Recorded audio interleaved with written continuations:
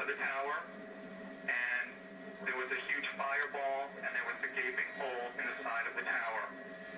As we were waiting outside and looking at it, another plane came in low, I believe from the other side, and hit the middle of the other tower. Now, I saw both planes, two separate planes, crash into each tower. And Dan, and again, the size of the planes, tell me about that. I would say that the plane was a mid-size, looked to be a commercial airline. I don't know. I thought perhaps, a commercial airline, a mid-size, not a jumbo jet.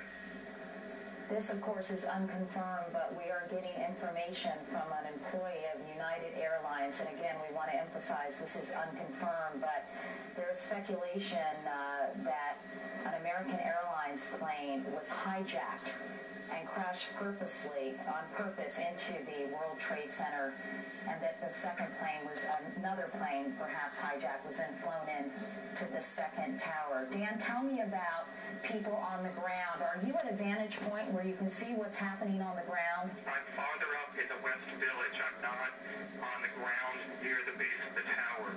Where were you when it actually happened? I was walking down 7th Avenue south at about Charles Street, which is about 15 or 20 blocks north of the towers. Well, obviously, this was a shocking thing for you to witness on this Tuesday morning, where some wires just came out and said in 1945, an Army Air Corps B-25, a twin-engine bomber, crashed into the 79th floor of the Empire State Building. That occurred in dense fog.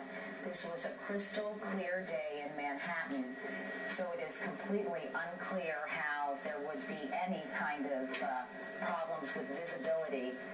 Dan, thank you so much for talking with us. Hopefully you can stay on the phone and we can check back in with you at another point in time. We really appreciate it. You're welcome. We want to also remind people that the World Trade Center bombing that took place on February 26th back in 1993, the product of a terrorist attack, the result of a terrorist attack that killed 6 people and injured more than 1,000. Of course, that happened on a Friday afternoon. I think, Matt, you and Al were working that day. I know I was at home in Virginia watching